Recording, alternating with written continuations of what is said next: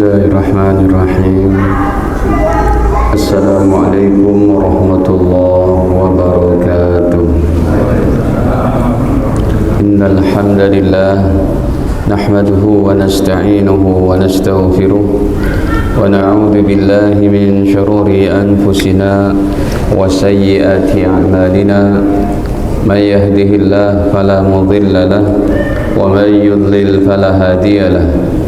Asyhadu an la ilaha illallah wahdahu la syarika lah wa asyhadu anna nabiyyana Muhammadan abduhu wa rasuluh la nabiyya ba'dah. Allahumma salli wa sallim ala nabiyyina Muhammadin wa ala alihi wa sahbihi wa man ittaba'ahum bi ihsan ila yaumil qiyamah. Amma ba'd. Qala Allah ta'ala fil Qur'anil Karim: Ya ayyuhalladzina amanu taqullaha haqqa tuqatih wa la tamutunna illa wa antum muslimun. Alhamdulillah, para hadirin kaum muslimin wal muslimat yang dirahmati Allah Ta'ala. Sebelumnya marilah senantiasa kita memanjatkan puji syukur kepada Allah Ta'ala atas segala limpahan nikmatnya kepada kita, terutama sekali nikmat iman, nikmat Islam serta sehat afiat. Salawat beserta salam semoga senantiasa tercurahkan kepada Nabi Agung, baginda mulia Nabi Muhammad sallallahu alaihi wasallam beserta keluarga, para sahabat dan juga kita umatnya. Amin ya rabbal alamin. Hadirin, kita masih melanjutkan kitab dosa-dosa besar yang tadi diumumkan adalah hadis tematik, bukan tematik sebenarnya. Kita masih melanjutkan kitab dosa besar. Pertemuan tahun lalu baru sampai nomor 15. Malam ini kita masuk nomor 16. Semuanya ada hampir lebih dari 70 macam dosa besar. Baik, sudah kita lewati 15 nomor, dari yang paling sensitifnya kesyirikan, membunuh, meninggalkan sholat, tidak puasa, tidak zakat. Itu semua adalah dosa-dosa besar yang merupakan dosa-dosa yang paling besarnya dari dosa besar. Nah, kita masuk pada nomor 16-nya hadirin. Ini mohon maaf bukan karena berkaitan dengan pemilu, tapi memang nomornya seperti itu, Pak. Nomor 16 adalah ghasyul imam ar-ra'iyah wa zulmuhu lahum, yaitu seorang pemimpin yang menipu rakyatnya, pemimpin yang mengkhianati rakyatnya dan menzolimi rakyatnya. Ini bukan berkaitan dengan pemilu, tapi kebetulan aja hadirin. Ya, kebetulan amin maksud gimana? Baik, jadi hadirin, rupanya ada hadis-hadis yang sangat sensitif masalah ini dibawakan oleh Imam Zahabi. Kalau seseorang yang dia menunjang kezoliman pemerintahnya, orang yang menyokong, membenarkan kebohongan daripada pemimpinnya, kata Nabi, dia bukan dari umatku. Itu ada nanti dalam hadis-hadisnya dibawakan oleh Imam Zahabi. Tetapi tentunya sebagai adaban kepada Al-Quran, Imam Zahabi membawakan dalil Al-Quran dulu. Ya, qala Allah Ta'ala di dalam surat Asy-Syura ayat ke-42 ini. Innamas sabilu 'alal ladzina yazlimuna an-nas wa yabghuna fil ardi bighairil haqq ulaika lahum 'adzabun alim. Hadirin, kalau disebut sabil, apa yang kita pahami artinya, Pak? Fi sabilillah artinya apa? Sabil jadi artinya apa? Apakah ini artinya jalan?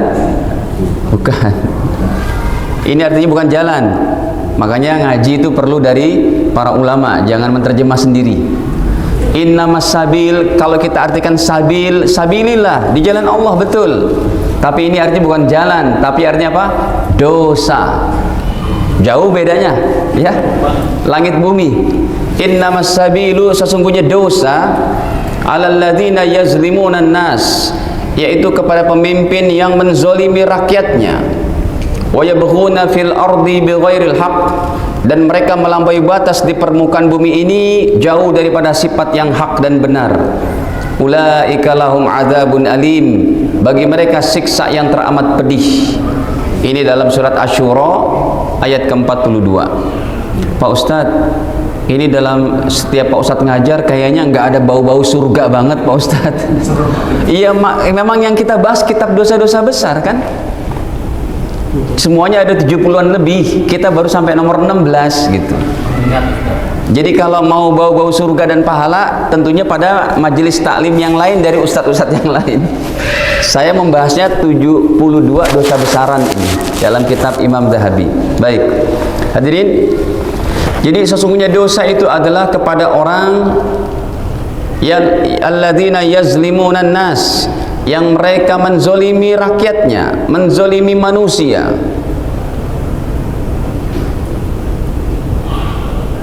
Makanya orang-orang yang duduk dalam kursi pemerintahan jangan merasa mudah, hadirin. Ya, contohnya gini deh, sisi gelap perpajakan, yang dipajak rakyat yang nggak punya apa-apa, tapi pejabatnya kaya-kaya. Ini sisi gelapnya. Coba supaya Anda dengan logika saja, saya tanya Pak, ya, di Bekasi ini banyak nih orang-orang yang cuma gaji UMR ke bawah penghasilannya, rumah ngontrak, kemudian dia beli motor kredit. Saya tanya Pak, ini orang fakir miskin bukan kalau rumah ngontrak? Belum punya rumah, dia beli motor kredit sementara untuk apa? Keperluan dia, gojek lah, inilah itu. Ya, penghasilan pun nggak menentu, bisa dibawa UMR jauh begitu. Hadirin, ini orang fakir miskin namanya. Saya tanya, motornya masih kredit, bayar pajak nggak? Iya. Kok nggak ada yang jawab Pak?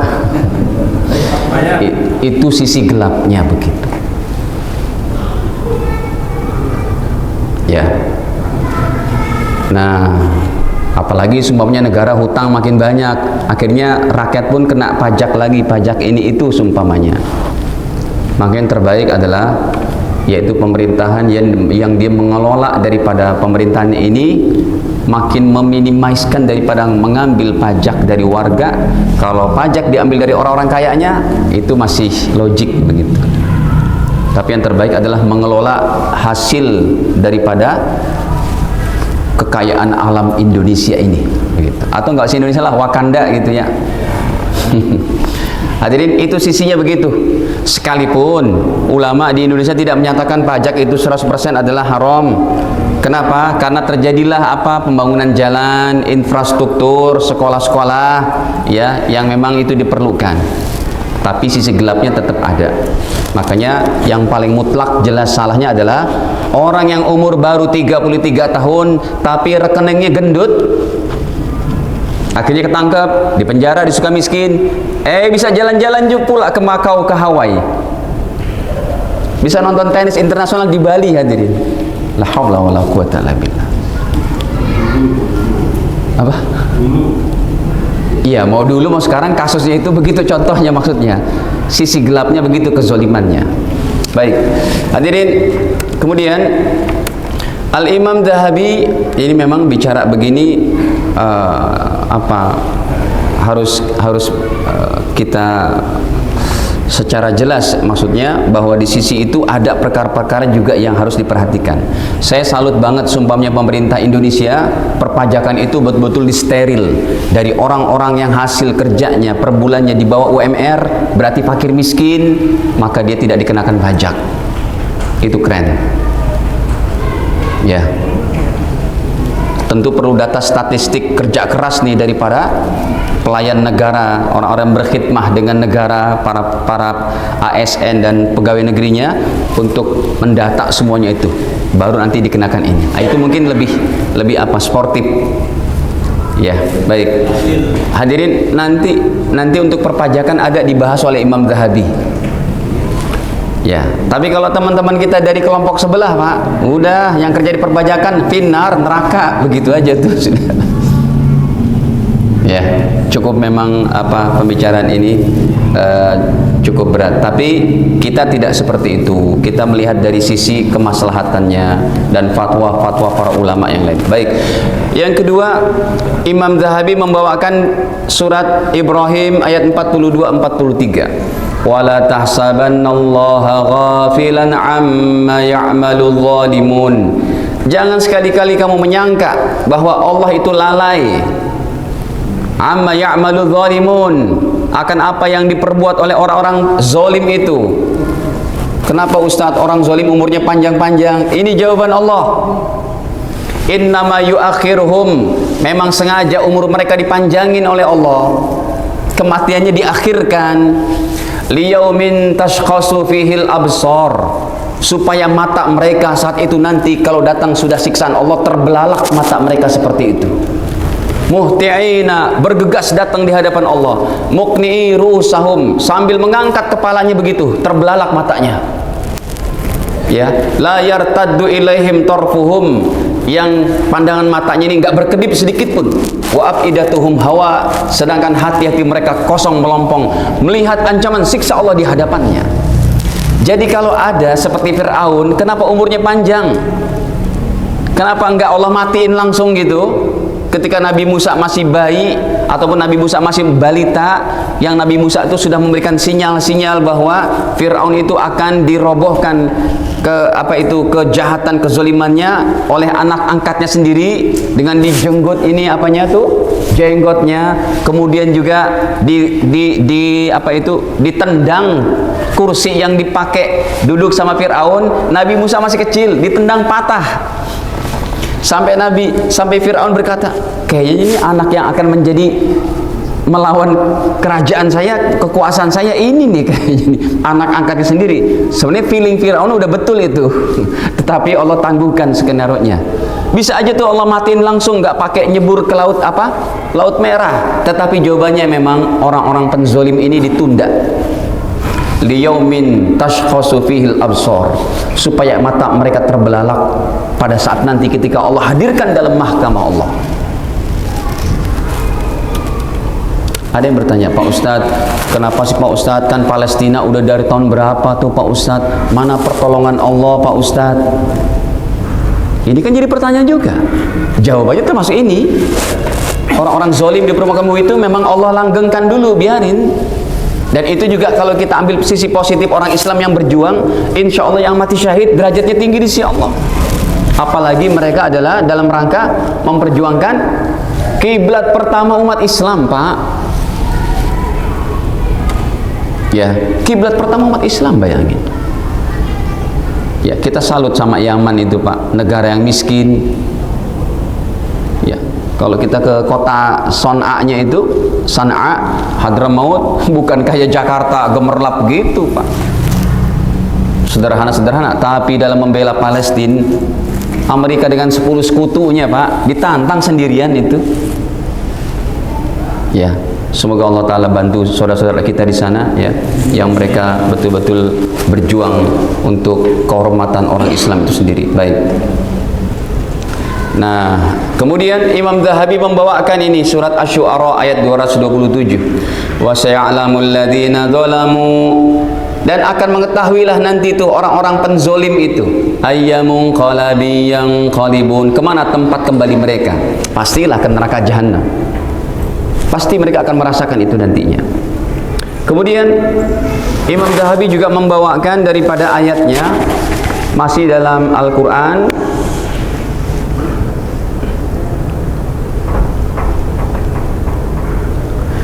dalam surat Al-Maidah ayat 79, kanu la yatanahawna 'an munkarin fa'aluh. Mereka enggak mencegah itu kemungkaran yang diperbuat untuk rakyatnya, mereka enggak mencegah. Labi sama kanu yaf'alun, betapa buruknya apa yang mereka kerjakan. Baik. Nah, hadirin para jamaah dirahmati Allah, ya. Kita masuk nih kepada hadis-hadisnya nih. Yang pertama dalam Sahih Muslim, saya buka kitab aslinya saja.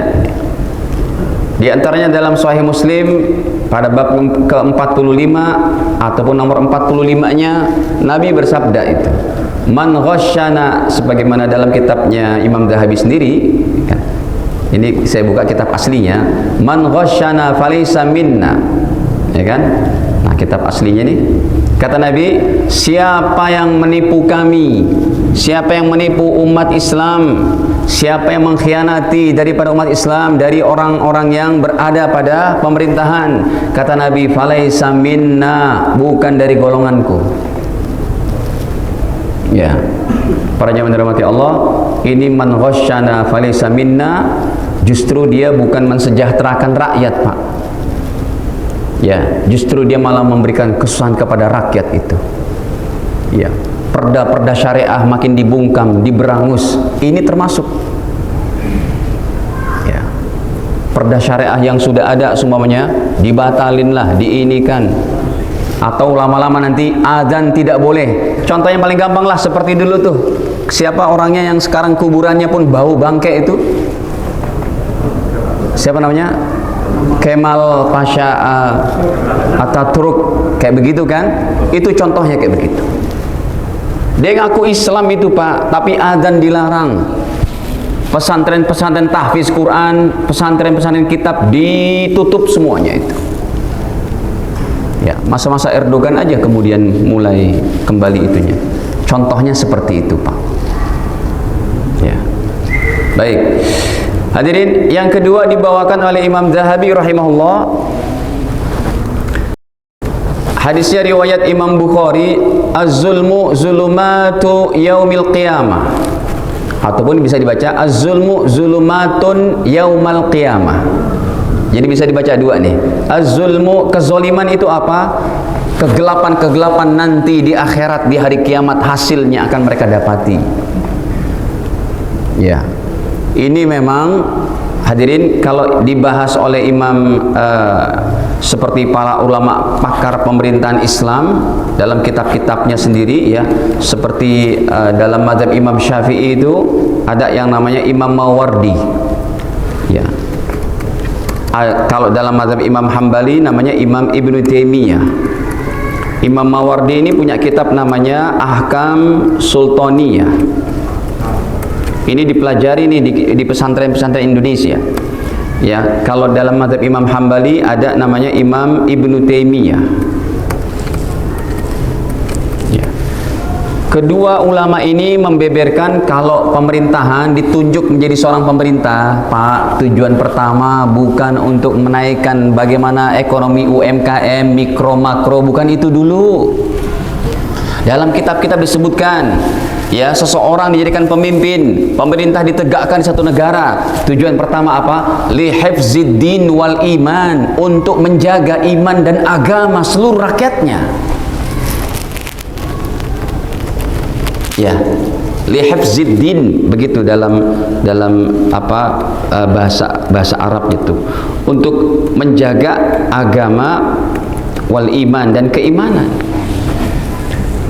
Nanti baru itu yang kedua, bagaimana mensejahterakan rakyat, sains teknologinya, ekonominya. Tapi yang pertama itu adalah, makanya ketika presiden masa Nabi, setelah Nabi SAW wafat, itu yang jadi imam masjid, yang jadi imam khutbah Jumat, para khalifah presidennya itu, karena mereka ahli ilmu, ahli amal, ahli politiknya juga komplit di situ.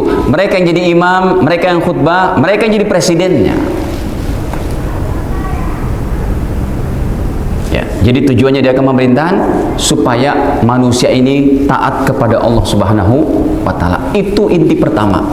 Yang kedua barulah nanti, ya, untuk menjaga kehidupan sosial bermasyarakat, ya, untuk menaikkan apa itu kesejahteraan mereka, mengentaskan kemiskinan. Pak, dalam hadis-hadis Imam Mahdi, ketika Imam Mahdi sudah menjadi presiden nanti untuk seluruh kaum muslimin seluruh dunia, itu yang ditampilkan oleh baginda Nabi dalam hadis Bukhari, kemiskinan terentaskan itu. Ada masalah kemiskinan terentaskan. Coba nih hadis ini saya bawakan. Sebentar, ini kitabnya terlalu banyak, saya buka. Kata Nabi, ketika Nabi Isa sudah diturunkan oleh Allah, Nabi Isa turun setelah fasenya Imam Mahdi, Pak. Karena beliau nanti yang menjadi pengawas pemerintahan Imam Mahdi. Sekalipun yang jadi imam sholatnya, menjalankan pemerintahan adalah Imam Mahdinya, bukan Nabi Isa, tapi Nabi Isa sebagai pengawasnya. Ya. Apa kalau di Istana Negara itu namanya? Watimpres? Bukan pas pampres, Pak. Namanya apa? Penasihat presiden apa namanya? Ya gitulah. Yang ada siapa tuh namanya, Habib Lutfi ataupun siapa, kan enggak, kalau dari ulamanya itu. Nah, itu memang harus membisikkan bisikan yang khair, yang baik selalu tuh kepada telinga presiden, supaya presiden menjalankan dengan cara yang baik, dengan cara yang, ya nggak usah cawe-cawe gitu loh, Pak. Ya. Nggak pernah nanya sama Lutfi. Baik, sekarang ini coba contohnya.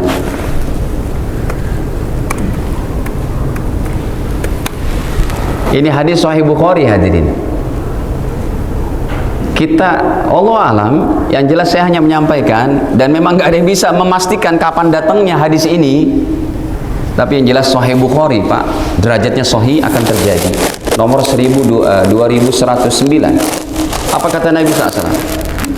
Walladzi nafsi biyadi, demi zat yang jiwa aku ada pada genggaman Allah, pada kekuasaan Allah. Nabi bersumpah bahkan, demi Allah yang jiwa aku pada kekuasaan Allah, dalam genggaman Allah, la yushikanna ayanzil fikum ibnu Maryam, sebentar lagi akan turun ke tengah-tengah kalian Nabi Isa bin Maryam, hakaman muqsita, sebagai hakim yang adil, ya, fayukassirus salib, beliau akan menghancurkan salib-salib, wa yaqtulul khinzir, beliau akan membunuh babi-babi, wa yad'ul jizyah, beliau akan menghapuskan perpajakan, upeti, kemudian wa yufidul mal, kemudian harta akan meluap, harta akan betul-betul, yufidu itu banjir ibaratnya, fayadhan dalam bahasa Arab, dari ini kalimatnya diambil, fayadhan banjir, harta meluap seperti itu, merimpah ruah, hatta la yaqbaluhu ahad,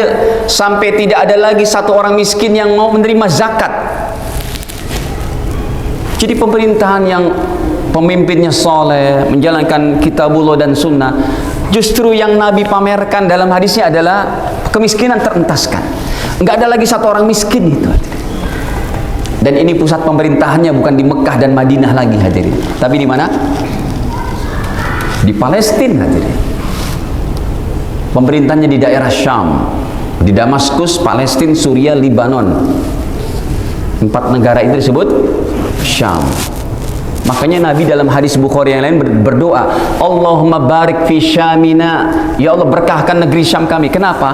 Karena penghujung sebelum datangnya kiamat, pemerintahan Islam bukan di Madinah lagi, tapi di Syam. Ini lihat hadisnya, Pak. Allah barik fi Syamina wa Yamanina, Yaman pun didoakan, Pak. Ini kalau kita baca hadis, Masya Allah. Indonesia nggak ada apa dalam hadis, Pak. Indonesia cuma kecipratan saja, hadirin, kecipratan. Saya belum pernah mendapatkan dalil Indonesia, karena kita bukan aktor daripada kejadian akhir zaman ini. Kita mungkin kecipratan saja, kecipratan. Ini coba saya tampilkan dulu hadisnya. Tuh, lihat hadirin, nomor 990, Sahih Bukhari ini. Nabi SAW bersabda, Allahumma barik lana fi Syamina, ya Allah berkahkan kami, ya Allah, untuk negeri Syam kami, untuk negeri Syam kami, wa fi Yamanina, dan negeri Yaman kami. Makanya anak-anak kita kalau bisa belajar di Yaman, Pak, Masya Allah, bagus banget itu. Qalu wa fi Najdina, bagaimana kalau sekeliling Najd ya Rasul? Najd itu di antara kota Mekah Madinah, itu orang-orang Arab Najd namanya. Nabi enggak jawab, Najd dibiarkan. Allahumma barik lana fi Syam, diulang lagi sampai Nabi bersabda, kalau untuk Najd hunaka zalazil, di sana banyak goncangan-goncangan, wal fitan, serta fitnah-fitnah. Wabiha yatla qarnu syaitan, di sana pun akan tampil tanduk syaitan. Baik, hadirin para jamaah dirahmati Allah. Ini saya nggak bisa mentafsirkan apa maksud dari hadis Nabi tadi, apa yang akan terjadi, tapi kita lihat saja nanti ke depannya seperti apa. Hadirin para jamaah dirahmati Allah. Kemudian Imam Dhahabi yang kedua membawakan hadisnya, kalau ini sih sangat terkenal, ya, kullukum ra'in wa kullukum mas'ulun an ra'iyatihi. Setiap kalian adalah pemimpin dan pasti kalian akan ditanya. Yang menjadi dalilnya di sini, wal imamu ra'in, presiden adalah pemimpin. Perdana Menteri pemimpin, atau yang menjalankan roda pemerintahan pertama kali, orang nomor satunya di negara itu, baik raja, sultan, apalagi emir, presiden, perdana menteri. Kata Nabi, wa mas'ulun an ra'iyatih, orang seperti ini pasti ditanya. Makanya hadirin para jamaah dirahmati Allah, saya sangat salut banget seumpamanya ada seorang pejabat, Pak, dengan keadaan Indonesia yang masih miskin 40 juta kepala keluarga begini. Ya, dia seorang pejabat level gubernur lah, ditawarkan untuk pakai Land Cruise terbaru 2,5 miliar, terima kasih. Ditawarkan untuk pakai Camry yang 1,5 M terbaru, dia katakan enggak, saya nggak usah pakai itu, saya cukup pakai Kijang Innova yang 600 jutaan. Dulu Reborn itu cuma 500-600 juta lah, 500 jutaan. Sekarang yang Zenik memang di atas itu. Ustadz hafal aja, hafalah kan gitu. Hadirin, ada seorang gubernur yang saya salut, ditawarkan budgetnya tuh dari kantor balai kotanya itu Land Cruise, Pak, LC 2,5 miliar, atau Lexus terbaru yang Jeep kayak begitu 2,5 M 3M, atau Camry terbaru, tapi beliau hanya memilih apa? Innova, Pak. Salut. Bukan sorry. Sabar dikit, Pak. Ya, saya juga berharap ini pemilu tidak ada kecurangan apapun, nggak boleh curang. Ya, kalau memang yang jujur kalah, yang tidak jujur menang, ya sudah, di akhiratnya aja yang tinggal kita saksikan nanti, Pak. Ya, cuma tetap tidak boleh ada keributan, supaya kalau terjadi sebuah goncangan revolusi memang terlalu berat nantinya. Ya, yang disebut dengan people power, semoga tidak terjadi itu. Tetap adem ayem. Berbeda boleh, kalah boleh, menang wajar. Sebab tiap pertandingan pasti ada kalah menang, Pak. Kalau mau menang terus, itu mah namanya istri, Pak. Ada ibu ya. Baik, kalah menang biasa, asal sportif. Baik. Hadirin, yang ketiga dibawakan oleh Imam Dhahabi. Ini memang banyak banget nih Imam Dhahabi membawakan hadis ini, dibawakan lebih dari 10, Pak. Satu nomor ini, padahal nomor 16 aja. Cuma saya bacakan mungkin 6 atau 7 saja. Selanjutnya beliau membawakan dalam Sahih Muslim. Langsung aja kepada hadisnya. Kata Nabi, laisa minna man ghasya, tidaklah bukan dari umatku, kata Nabi, yaitu seorang pemimpin yang ghasya, menipu rakyatnya. Ya, menipu rakyatnya, tidak mengasihi rakyatnya, atau kalau prakteknya itu hadirin seperti yang tadi saya katakan itu, ya. Sementara Indonesia masih banyak daripada ketimpangan-ketimpangan, kemudian pengelolaan daripada kekayaan negara yang belum 100%. Untuk Indonesia kan unik juga, Pak. Kita ini di Bekasi kaya dengan minyak mentah. Minyak mentahnya dikeluarkan, dijual dengan harga murah, udah jadi baru dibeli lagi sama kita. Ini Masya Allah, saya nggak masuk logikanya seperti apa. Bisa nggak nanti ini, ya, pemerintahan yang akan datang itu merubah itu semua? Atau Freeport itu bagaimana dikuasai dengan 100% milik umat Indonesia, milik orang Indonesia? Karena hadirin, itu terowongan yang digali sampai dalam itu jaraknya udah lebih dari 300 km, begitu banyak emasnya. Kata para ahli ekonom, sumpamanya Freeport 100% milik Indonesia dan dikerjakan oleh ahli-ahli Indonesia, murni untuk kekayaan Indonesia, satu jiwa tiap bulan berhak mendapat 20 juta. Lebih hebat dari Qatar, Pak, katanya. Ya, Allah alam. Nah hadirin, ini memang Masya Allah, ya. Sampai di Tambun Bekasi sini kan ditemukan lagi tuh, Pak, di Babelan ke sana dikit ditemukan lagi minyak, di Tamblang, maksudnya di Tamblang. Ya, sudah ditemukan lagi itu. Gasnya udah dikeluarin itu untuk nanti dieksplor. Kaya kita ini. Ya. Ini kenapa saya berbicara begini? Iya, kaitannya dengan kezoliman dan tidak zolimnya. Bisa nggak tuh pemerintah akan datang mengambil semua aset, baik di Molewari, baik di apa itu yang tambang emas yang lebih banyak lagi itu Pak daripada di Freeport-nya itu masih ada itu. Belum lagi ditemukan ladang minyak di Lok Sumawe yang nilainya itu bisa sampai lebih dari 15 kali lipat minyak Saudi hadirin. Boleh dibuka di Google-nya itu, ditemukan tambang minyak terbesar lagi itu. Kaya Indonesia. Ini memang harus betul-betul. Jadi pemerataan daripada kesejahteraan terasa gitu. Bukan yang kaya cuma segelintir orang gitu.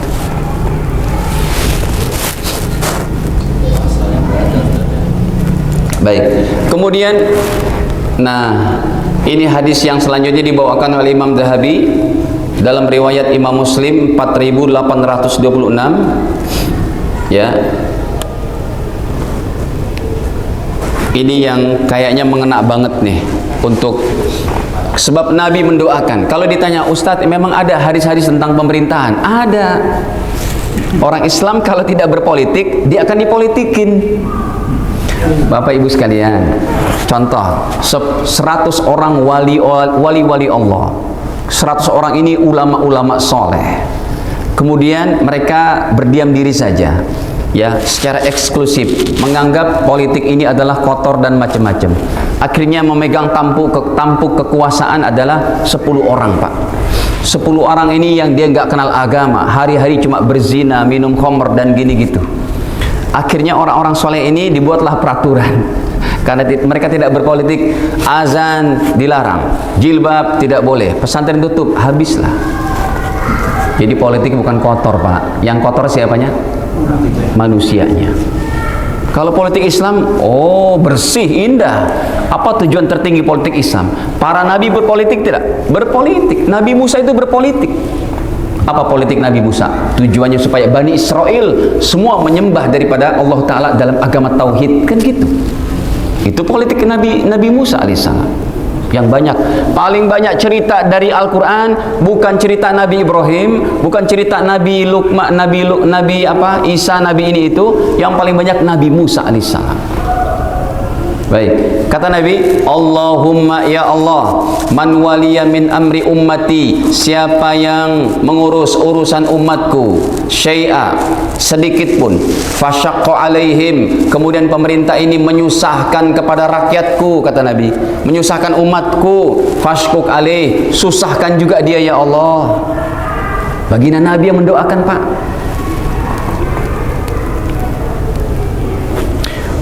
Wa man waliya min amri ummati, ya Allah siapa yang mengurusi daripada urusan umatku syai'a sedikit pun, farafaqa bihim, dan mereka berbelas kasih kepada umatku, kepada yaitu hamba-hamba Allah ini, farfuq bihi, sayangi juga pemerintah kayak begitu. Pemerintah yang sayang kepada rakyatnya, dia akan menuai doa yang terbaik dari Nabi Pak. Tapi kalau dia zalim dan menzalimi rakyatnya serta bersikap daripada keras kepada rakyatnya, ini pun didoakan tidak baik oleh Nabi SAW. Kita didoakan sama tetangga aja takut Pak. Ini Nabi Muhammad yang mendoakan.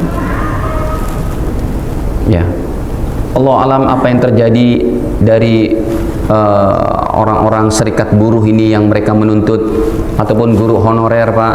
Guru honorer itu yang mereka gajinya sebulan cuma 200.000 di pedalaman, sementara ada transferan daripada Kemenq ataupun dari Kemendikbud ya. Pada zaman Pak Anies Baswedan, beliau berkata ternyata ada sekian triliun transferan yang orang gurunya nggak ada, sementara guru honorer nggak pernah diangkat-angkat 18 tahun. Ini masuk pemerintahan Pak. Makanya ketika dibangun IKN, ada yang mempunyai opini, kita negara demokrasi, tidak boleh dibungkam mengeluarkan opini itu. Ya, pilih mana IKN seperti itu atau pemerataan kepada kota-kota yang ada supaya nanti ekonomi makin meningkat ketimbang memusatkan pada, dan itu adalah bukan untuk menghasilkan, cuma untuk para pejabat pemerintah saja pindah tempat.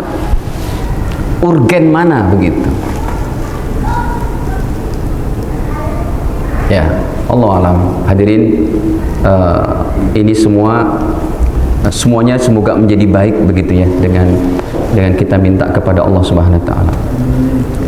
Apa yang saya ucapkan itu Saya udah teliti itu Pak dari pembicaraan Pak Anies Baswedan ketika beliau ditanya sama dalam acara Kick Andy itu kan.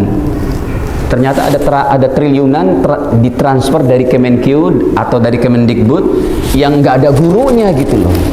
Sementara guru honorer ada yang 18 tahun Pak, tinggalnya di perpustakaan sekolah, gaji cuma 200.000 Pak. Iya, makanya kalau betul-betul kejadian itu Pak, ya ini dapat doa yang buruk dari Nabi ini, hadirin para jamaah dirahmati Allah. Tidak mudah orang duduk di pemerintahan mendapat fasilitas yang dibicarakan di YouTube itu sampai sebulan, belum lagi uang ininya, belum lagi uang kunjungannya, belum lagi uang tunjangannya, untuk telepon listriknya aja 16 juta, untuk pulsa sekian-sekian, itu semua dari uang rakyat. Dalam keadaan Indonesia seperti ini sumpamanya, atau bukan Indonesia lah Pak, Wakanda gitu. Baik, ini dibawakan oleh Imam Zahabi ya, akan hadis yang selanjutnya. Nah ini yang tadi saya katakan nih, kalau ada seorang pemerintah ya, satu pemerintah yang berdusta, yang jelas kezolimannya, malah disokong, kata Nabi, lihat berat hadirin, nggak bakal kamu bisa minum aku berikan daripada telaga Kausar nanti.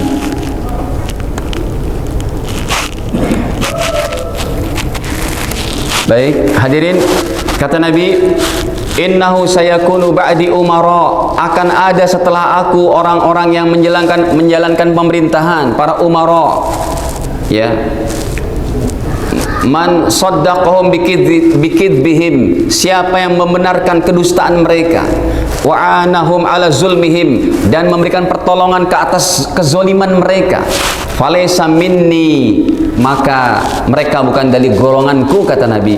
Walastu minhu, aku juga terlepas dari orang kayak begini, aku nggak mengakui dia sebagai umatku.